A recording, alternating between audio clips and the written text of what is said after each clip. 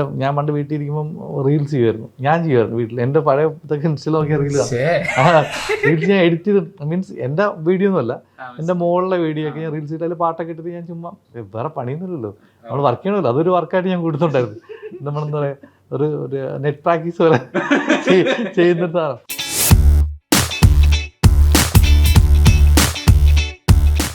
കുറച്ചും കൂടി ഇമ്പാക്റ്റ് ഉണ്ട് എൻ്റെ ക്യാമറാമാൻ വരണം. അങ്ങനെ ഞാൻ ഫോറിൽ നിന്ന് ഒരു ക്യാമറമാനെ കൊണ്ടുവന്നു. ആക്ഷൻ ക്യാമറമാനും വന്നു, ക്യാമറയും കൂടെ ചാടുമായിരുന്നു. കാര്യമായിട്ട് ക്യാമറമാനും കൂടെ ഡൈവ് ചെയ്യുന്ന സീനുണ്ട്. ഇങ്ങനെ കറങ്ങി വീഴുന്നുണ്ട് അയാൾ. പ്രോപ്പർലി അക്കാഡമിക്കിലൊന്നും പഠിച്ചിട്ടില്ല, AD ആയിട്ടില്ല, ഒരിടത്തും ചെയ്തിട്ടില്ല. അപ്പോൾ ഞാൻ നേരെ ഒന്ന് പടം ചെയ്യുകയാണ് ചെയ്തത്. അപ്പം ഞാൻ ഷോർട്ട് ഫിലിമൊക്കെ ചെയ്ത് അങ്ങനെ പടം ചെയ്ത ഒരാളാണ്. അപ്പം എനിക്കതൊന്നും ടെക്നിക്കലി അറിയില്ല. ഇപ്പോൾ ഒരു സീൻ തന്നാൽ എങ്ങനെ ഷൂട്ട് ചെയ്യണമെന്ന് എനിക്കറിയില്ല. അപ്പം ഞാൻ എൻ്റെ ഇഷ്ടത്തിന് ഷൂട്ട് ചെയ്യും. അന്താക്ഷരിയിലും മുദ്ദുകോയിലാണെങ്കിലും ഉമ്മ വെച്ചിട്ട് ആളെ കൊല്ലാൻ പറ്റുമോ, ഇത് പാട്ട് പാടുന്നത്രയുള്ളൂ, അതെന്തൊക്കെയാണ് ഇയാൾ പറയുന്നത്. എൻ്റെ പ്രശ്നമായിരിക്കാം, പറയുന്നത് എൻ്റെ ആയിരിക്കാം, ഇങ്ങനെ വിചാരിച്ചിട്ടുണ്ട്. അപ്പം ബേസിലെടുത്ത് പറയുമ്പോൾ ബേസിൽ നിന്ന് ഡയറക്ടർ വിഷൻ കിട്ടും. അപ്പോൾ ഇയാൾ ഉദ്ദേശിക്കുന്നത് ഇതാണ്. അപ്പോൾ ഇയാൾ ഉദ്ദേശിക്കുന്ന ഒരു ഒന്നെങ്കിലും ഇത് അടിക്കും, ഇല്ലെങ്കിൽ ഇത് മൊത്തത്തിൽ പാടും. പക്ഷേ റിസ്ക് എടുക്കുക എന്നുള്ളതാണ്. മറ്റേ എടാപോടാ ബന്ധമാണ് എല്ലാവർക്കും അങ്ങോട്ട് കിട്ടും. ഇപ്പോൾ രാജു വരും മാത്രം ഫുൾ സൈലൻ്റാണ് സെറ്റ്. അപ്പം 2 ദിവസം കഴിയുമ്പോൾ നമ്മൾ രാജുവിനെ ഇഗ്നോർ ചെയ്യാൻ തുടങ്ങി. നമ്മൾ വീണ്ടും പഴയ ബഹളം തന്നെ. അപ്പോൾ രാജുവിന് മനസ്സിലായി ഇവരുടെ സിംഗായിരുന്നു ഇതെൻ്റെ ആട് ജീവിതമായിരിക്കും, ഇവിടെ ഒറ്റപ്പെട്ട് മരിക്കും. അപ്പോൾ പുള്ളി പതുക്കെ പതുക്കെ നമ്മളൊരു സിംഗായതാണ്. പുള്ളിയാണ് സിംഗായത്, നമ്മളല്ല. അങ്ങോട്ട് നമുക്കത് ബ്രേക്ക് ചെയ്യാൻ പറ്റില്ല.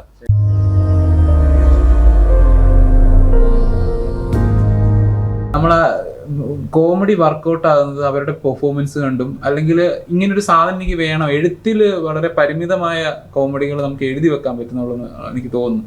അപ്പം ആ ഒരു പ്രോസസ്സ് എങ്ങനെയാണ് അവരെ ചെയ്യിപ്പിച്ചെടുക്കാനുള്ള ഒരു സാധനം? ആ ഒരു ടെൻഷനിൽ നിന്നിട്ട് ടെൻഷനല്ല, നമ്മൾ സിനിമ ചെയ്യുമ്പം ടെൻഷൻ പിടിക്കാറില്ല ഞാൻ. അപ്പം ഷൂട്ട് ചെയ്യുമ്പോൾ ആദ്യം ഫസ്റ്റ് പടത്തിൽ ഭയങ്കരമായിട്ടുണ്ട്, അത് ആ മുതുകിൽ കാണാനുണ്ട്. ആ എഴുതി വെച്ച് മാത്രമേ ഷൂട്ട് ചെയ്തിട്ടുള്ളൂ. ആ സമയത്ത് ഇമ്പ്രവൈസ് ചെയ്യാനൊന്നും പറ്റിയിട്ടില്ല, എനിക്ക് പറ്റിയിട്ടില്ല, ആർട്ടിസ്റ്റുകൾക്കും പറ്റിയിട്ടില്ല. കാരണം ഞാനൊരു സ്റ്റിക്ക് ഓൺ ആണ്, പിന്നെ ടെൻഷനാണ്.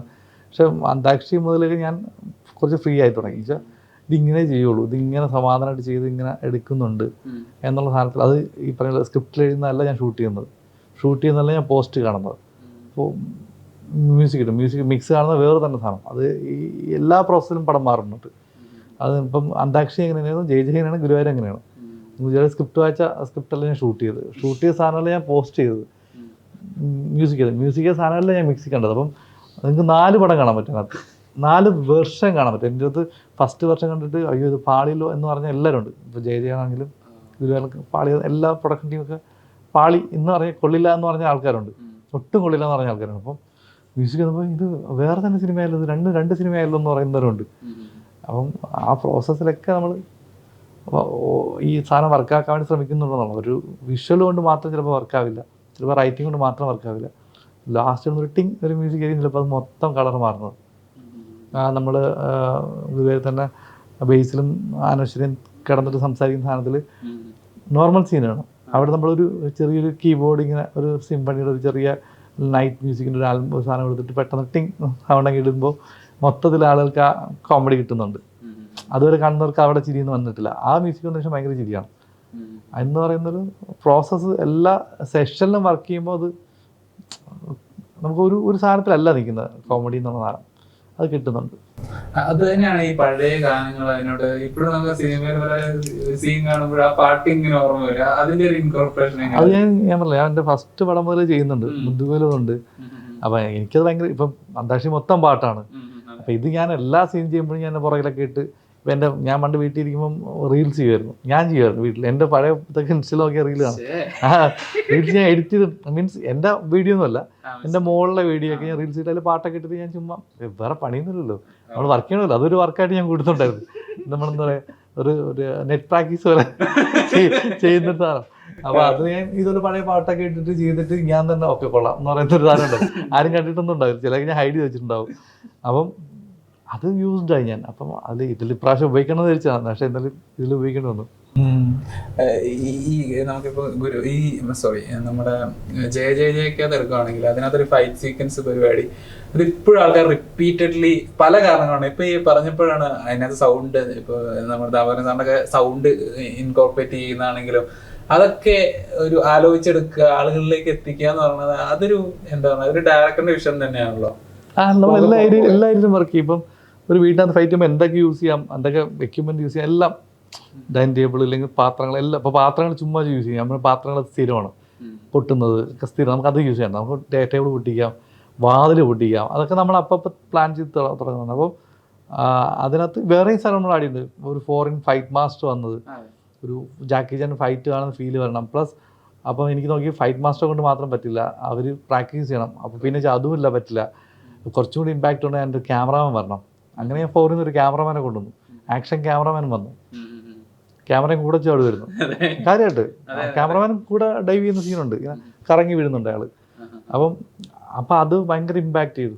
ഒരു എന്തായാലും ഒരു വീടിനകത്തുള്ള ഫൈറ്റാണല്ലോ, നമുക്ക് വലിയ എക്യുപ്മെൻ്റ് ഒന്നും ഉപയോഗിക്കാൻ പറ്റില്ല. അപ്പം അങ്ങനെ ഒരു പിന്നെ ഒരു ക്യാമറമാനെ കൊണ്ടുവന്ന് ഷൂട്ട് ചെയ്യിച്ചു. അപ്പോൾ അതാണ് ഇപ്പം പലരും അത് അങ്ങനത്തെ സീനുകളൊക്കെ എടുക്കുമ്പോഴും എന്നെ വിളിച്ച് ചോദിക്കുന്നുണ്ട്, അതിനകത്ത് എങ്ങനെ എന്ത് ക്യാമറ ടെക്നിക്ക് ഉപയോഗിച്ചു, അതിങ്ങനെ മൂവ് ചെയ്യണം, എന്ത് എക്യുപ്മെൻ്റ് ഉപയോഗിച്ചു. ഞാൻ ഒന്നുമില്ല, ഒരാൾ കൈ കൊണ്ട് ചെയ്താൽ മതി. അതൊരു ആക്ഷൻ ക്യാമറമാൻ എന്നുള്ള ആളെ കൊണ്ടുവന്നു ഞാൻ.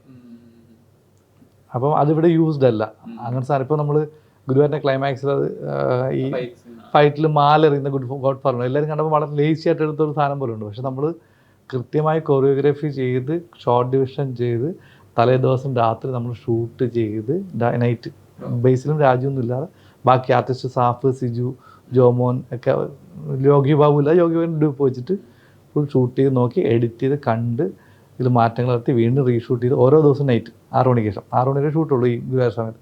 അതൊരു 3-4 ദിവസം കൊണ്ട് എടുത്ത് നോക്കിയിട്ട് ഇത് ഓക്കെയാണെന്ന് പറഞ്ഞിട്ട് ആ ഷോട്ടിൽ മാത്രം നമ്മൾ ക്ലൈമാക്സ് ഷൂട്ട് ചെയ്യുള്ളൂ. അപ്പോൾ കൃത്യം അത്രയും ഷോട്ടേ ഉള്ളൂ അതിനകത്ത്. അപ്പോൾ അത് അത്രയും പ്ലാനാണ്. കണ്ടാൽ നമുക്ക് ലേസി ആയിട്ട് തോന്നുന്നു, ലേസി അത് കറക്റ്റ് പ്ലാൻഡ് ആയിട്ടൊരു ലേസി പരിപാടിയാണ്.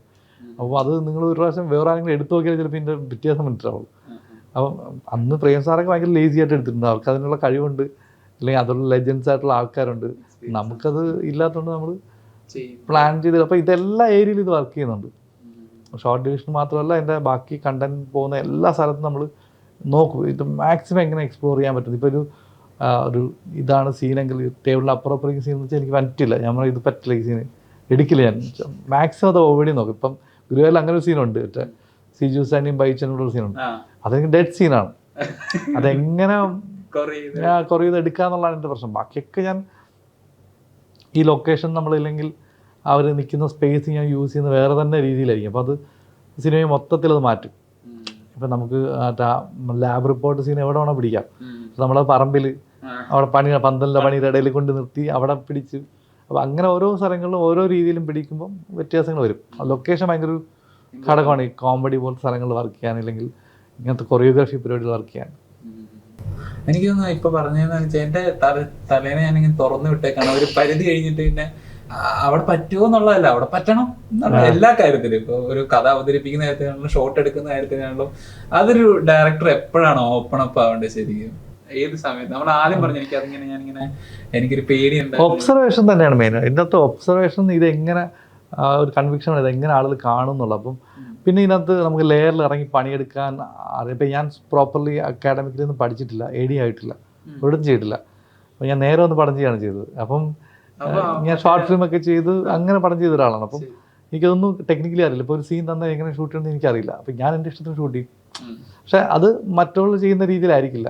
ഞാൻ വൈഡ് വെച്ചിട്ട് ആദ്യം മാസ്റ്റർ ഷോട്ട് എടുത്തിട്ട് പിന്നെ ക്ലോസ് ഇട്ടില്ല, ഞാൻ പോവില്ല. ഞാൻ ആദ്യം എനിക്ക് ഏറ്റവും ഇഷ്ടമുള്ള ഷോട്ട് ഉണ്ടാവും, ഏറ്റവും ഇമ്പോർട്ടൻറ്റ് ഷോട്ട് ഉണ്ടാവും, അത് ഞാൻ ഏറ്റവും ലാസ്റ്റ് എടുക്കുകയുള്ളൂ. കാര്യം ഇവരൊന്ന് സെറ്റായി എല്ലാം കഴിഞ്ഞിട്ട് ആ ഷോട്ട് എടുക്കുകയുള്ളൂ. നമ്മൾ ഈ സിനിമ നോക്കി തന്നെ നമ്മൾ ഏറ്റവും അവസാനം എടുത്ത സീനുകൾ എന്ന് പറഞ്ഞാൽ ബേസിലും രാജുവും കാണുന്ന സീനുകളാണ്. അത് ഞാൻ ഏറ്റവും അവസാനത്തേക്ക് മാറ്റി വെച്ചു. അപ്പം രാജുവും ബേസിലും ഈ 1 വർഷത്തോളം പല സമയത്താണ് ഷൂട്ട് ചെയ്ത് ഈവൻ ക്ലൈമാക്സ് വരെ കഴിഞ്ഞിട്ടാണ് ഇവർ തമ്മിൽ ആ കണ്ണാന്തമ്പിയും വെള്ളമൊഴിക്കുന്ന സീനൊക്കെ എടുക്കുന്നത്. അപ്പം ഇവർ അപ്പം കാണുമ്പോൾ തന്നെ അളിയ ബന്ധമായി ഇവർക്ക്, ആ ഫീൽ ഇവർക്ക് തന്നെ കിട്ടുന്നുണ്ട്. അത് നമ്മൾ ആദ്യം ഷൂട്ട് ചെയ്യുന്നത് ഇത് കിട്ടില്ലായിരുന്നു.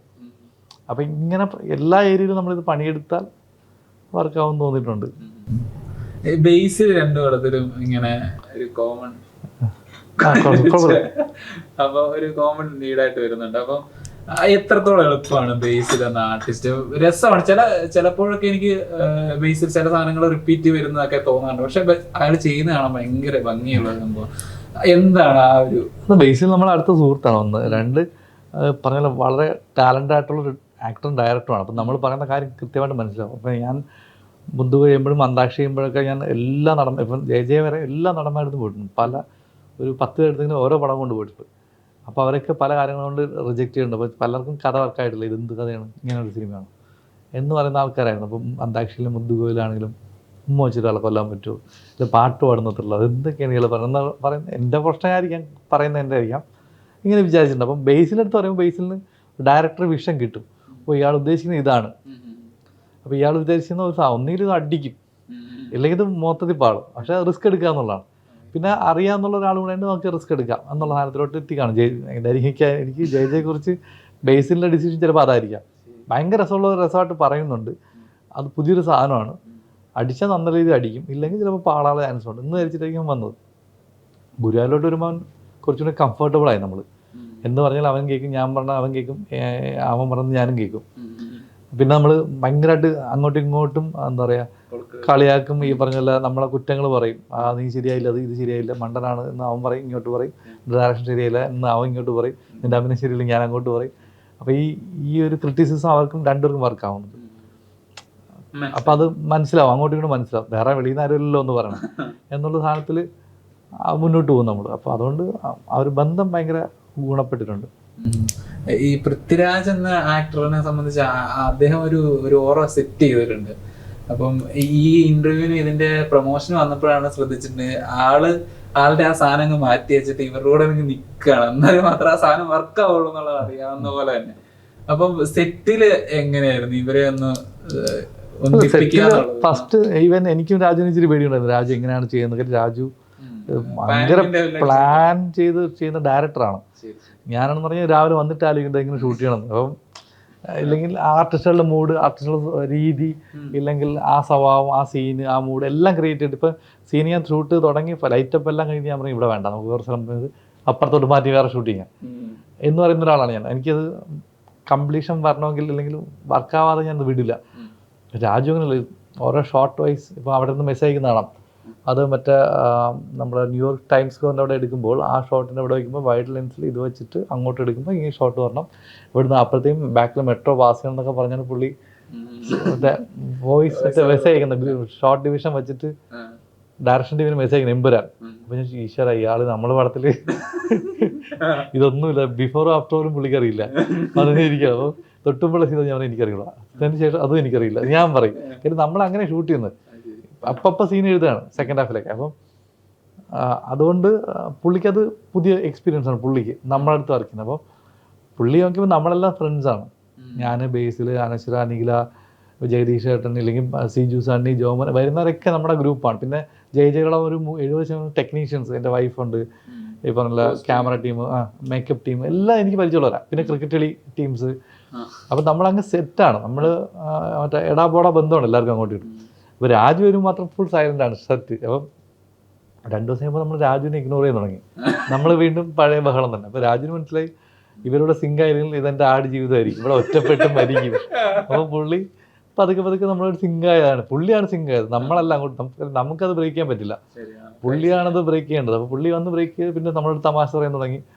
അപ്പം ഞാനോടൊരു സിങ്കം ഉണ്ട് പുള്ളിക്ക്. നമ്മൾ പേഴ്സണലി കാണുമ്പോഴൊക്കെ നമ്മൾ പലയിടത്തും കണ്ടു, മണാലിയിലും ഹൈദരാബാദൊക്കെ നമ്മൾ കണ്ടിട്ടുണ്ട്. അപ്പം ഞാനോട്ട് അത്രയുണ്ട്. പക്ഷേ ഈ ഗ്രൂപ്പിൽ വരുമ്പോൾ പുള്ളിയുടെ കൂടെ അസിസ്റ്റൻസ് ഒക്കെ വരും, ഇവരെല്ലാം മാറിയും, സിജു ബേസിലൊക്കെ മാറും. പക്ഷേ ഇത് പിന്നെ എല്ലാവരും ഒരു ഗ്രൂപ്പായി, പിന്നെ അതിലോട്ട് സെറ്റായി. ഇനി നെക്സ്റ്റ് പടങ്ങൾ എന്ന് പറഞ്ഞ മാറ്റിവെച്ച പടങ്ങളുണ്ടോ? ശരിക്കും മാറ്റിവെച്ച പടങ്ങൾ ഞാൻ ഈ 5-6 വർഷം വീട്ടിൽ നിന്ന് എഴുതിയ കഥകൾ തന്നെയാണ് ഇനി വരുന്ന 4-5 പടങ്ങൾ. അല്ല, ചെയ്യാൻ പറ്റുന്നതൊക്കെ ഇനി അത് തന്നെയായിരിക്കും.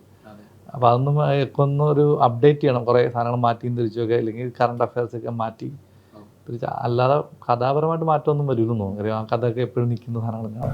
അന്ന് എഴുതിയ ഏറ്റവും ബഡ്ജറ്റുള്ള പടം ഏതായിരിക്കും? അതെ, അതായിരിക്കും അടുത്ത പടം.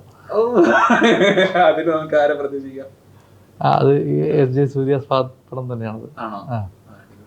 അപ്പം അതാണ് അങ്ങനെ ബഡ്ജറ്റ് വൈസ് അല്ല. അത് ഞാനൊരു 2019 മുതലൊക്കെ എഴുതി തുടങ്ങിയാണ്. അങ്ങനെയല്ലോ, ഒരു വർഷവും ഞാൻ ഒരു കഥ എഴുതുന്നുണ്ട്. എന്നിട്ട് അത് നടക്കാതെ മാറ്റി വെച്ചിട്ട് അടുത്ത കഥ എഴുതാൻ പോകും. ഇത് ആധാരം എഴുതുന്ന പോലെ എഴുതി വെക്കൊണ്ടിരിക്കുന്നത്. അപ്പോൾ 19 ഞാനും നാഷിദ് മറ്റേ നമ്മുടെ ജയജയുടെ കോറേറ്ററും കൂടെയാണ് എഴുതി തുടങ്ങുന്നത്. അപ്പോൾ അത് ബ്രേക്ക് ആയി, ഒരു സമയത്ത് ബ്ലോക്കായി പോയി. ഞാൻ അങ്ങോട്ട് പോകുന്നില്ല. പിന്നെ നമുക്ക് അതിനുള്ള ബഡ്ജറ്റ് കിട്ടില്ലെന്നുള്ള ഉറപ്പാണ്. അപ്പം നിന്നു. അപ്പോൾ നമ്മൾ ജയ എഴുതാൻ പോയി ഞങ്ങൾ രണ്ടും കൂടെ. ജയ കഴിഞ്ഞപ്പോൾ ഒരു മാർക്കറ്റ് ഓപ്പൺ ആയപ്പോൾ നമ്മൾ വീണ്ടും തിരിച്ചിലോട്ട് വന്നിട്ട് ബാക്കി ഇത് എഴുതാനുള്ള പ്ലാനായി. ഇപ്പോൾ 1 വർഷമായിട്ട് അതിൻ്റെ എഴുത്തായിരുന്നു. അപ്പോൾ അത് ഓൾമോസ്റ്റ് തീർന്നു. എനിക്ക് വിപിൻ ചേട്ടനെ കണ്ടിട്ടും സംസാരിച്ചപ്പോഴൊക്കെ തോന്നിയായിരുന്നു താങ്കളുടെ ഉള്ളിലൊരു നല്ലൊരു എന്താ പറയുക കൊമേഡിയൻ സാധനം കിടപ്പുണ്ട്. അത് എല്ലാ സിനിമയിലും ആ സാധനമാണ് ശരിക്കും വർക്കായേക്കുന്നത്. അപ്പം ഇനിയുള്ള സിനിമകളും അത്രയും വിജയങ്ങളാവട്ടെ, നല്ല നല്ല എക്സ്പ്ലോർ ചെയ്യാൻ പറ്റുന്ന ചേട്ടൻ എക്സ്പ്ലോർ ചെയ്യാൻ ഞങ്ങളൊക്കെ കട്ടയ്ക്ക് സപ്പോർട്ട് ഉണ്ടാവും. ഒരുപാട് സന്തോഷം കണ്ടതിനും കാണാൻ പറ്റിയിട്ട് സംസാരിക്കാനും. Thank you so much. Thank you.